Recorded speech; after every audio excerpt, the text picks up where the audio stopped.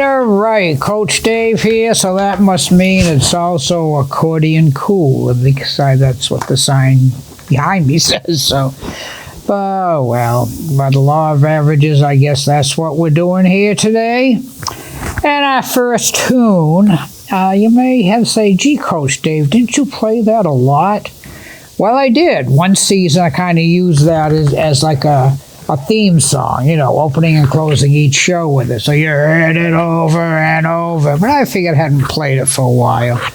So let's throw it out there today. Today I just threw a whole bunch of tunes together and see what we come up with. So that's called C-Jam Blues, written by the great Duke Ellington. And if you're a regular watcher of this show, you are aware that I am a big Duke Ellington fan. He wrote some great songs along with a fellow named Billy Southworth. I don't think Billy Southworth was with him for this particular. Billy Strayhorn was with him for this particular song. This was 1943, this tune. And of course, Duke traveled and played shows, kept the band together for 50 years. 50 years doing this. Oh, wait a minute, I made it longer than that. Never mind, I forget what I just said. But anyway, I guess I think I've told the story before. The word on the street is once you remember the Duke Band, unless you wanted out or screwed up real bad, you were there for life. So, C-Jam Blues, 1943. Well, our next tune was very popular in the 1950s, right when the whole cha-cha thing was happening. And it was written and played by a trumpet player who had a Latin band, called Perez Prado. And the thing that identified this song is he would start like the fourth note and lip it down and go back up and into the song.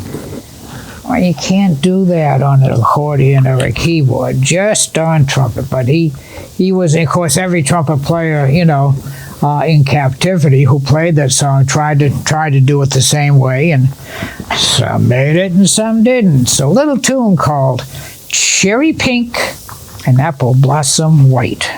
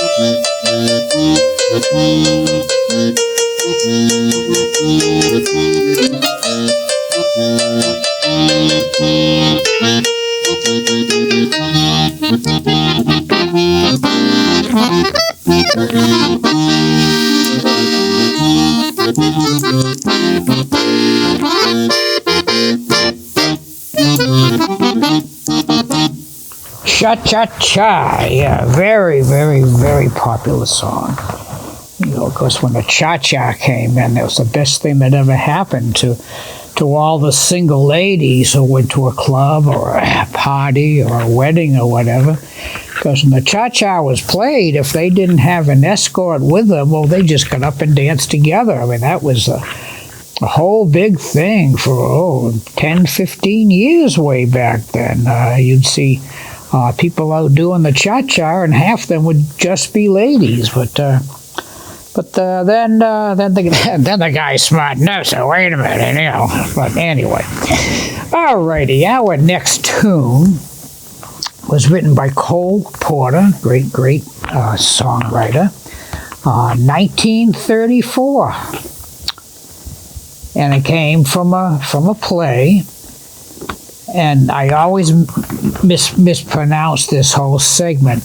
The play is the same name as the song, so the play again is not named the same name. The same name as the song is the name of the play, and the song is named "Anything Goes," and so the play is "Anything Goes." And it's kind of a song, kind of a little silly song. It's about, pretty much the signs of the times back in 1934. I don't know all the words, but I don't think things have changed much in, shall we say, 70 years or so, 80 years, however many years it's been, 90, I don't know.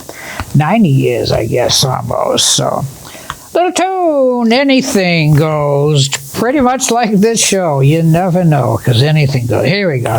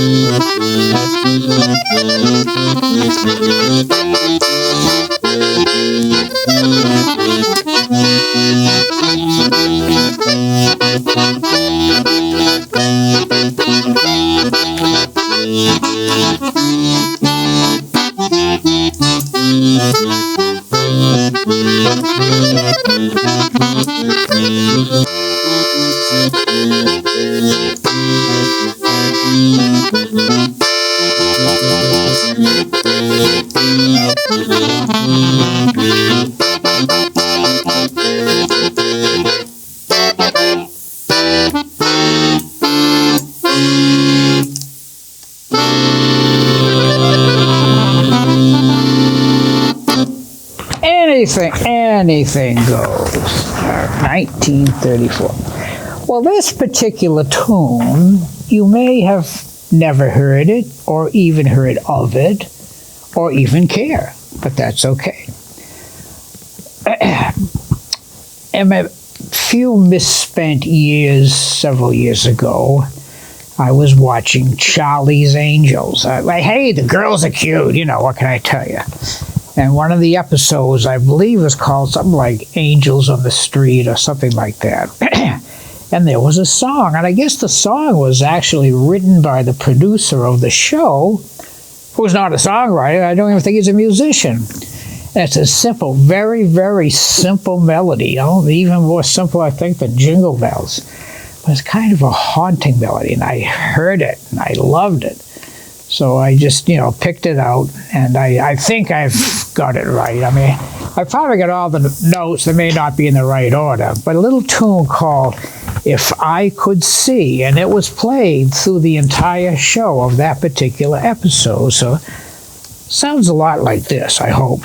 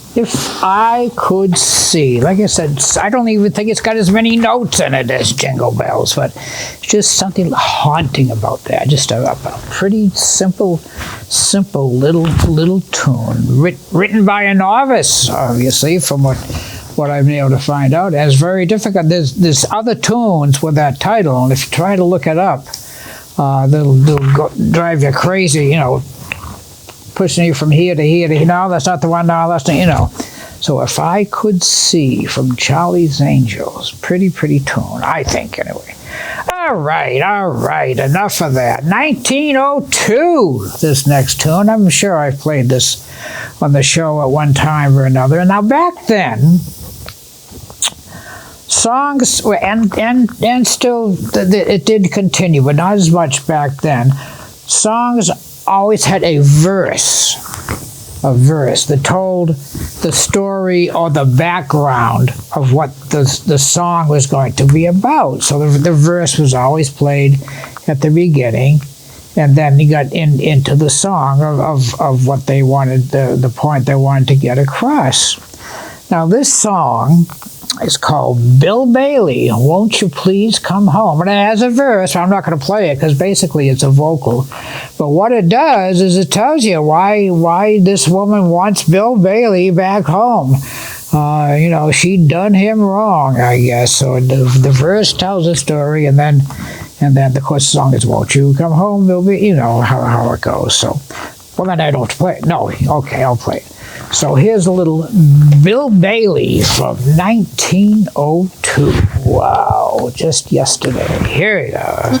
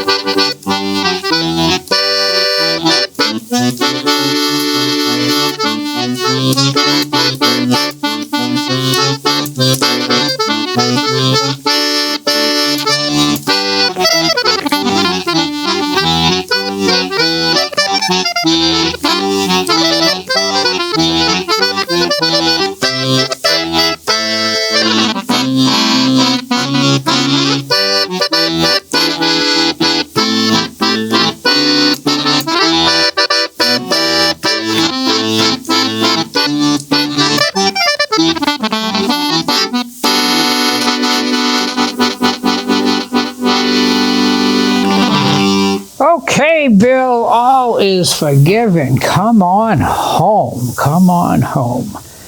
Like I said, there's a lot of tunes like that. Of course, I can't think of any right off the top of my head. Well, one of my favorite tunes, which I'm not going to play today, is All the Things You Are. And that does start with the chorus, but that was written several years later. But it does have, a little introduction into the tune of why this person thinks of all the things that the person they're thinking of is or are.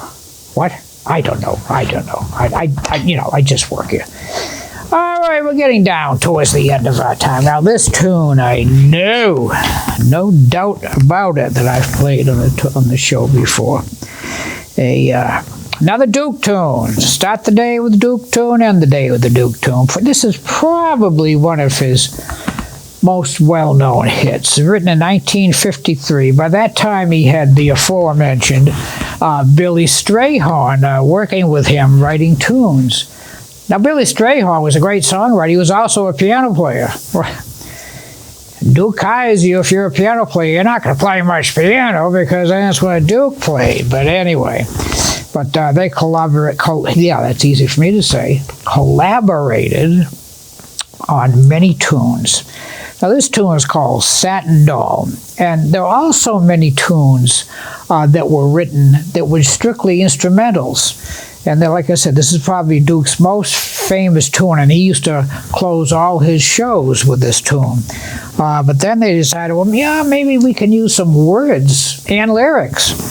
So they invited Johnny Mercer, who was a great lyricist, and he wrote the words to Satin Doll, which you very rarely hear. It's mostly just an instrumental. So let's see what it sounds like. See if we can do a little Duke intro here.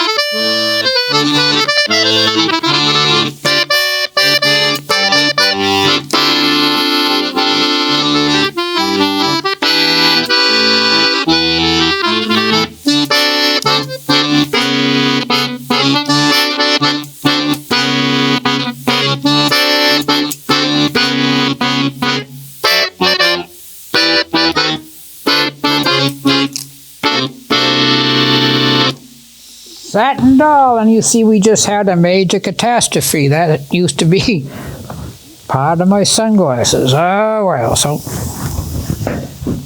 Oh, that looks cool. Half and half. Let's stay out. There we go. Oh, my goodness. Well, thank you all for watching. See you.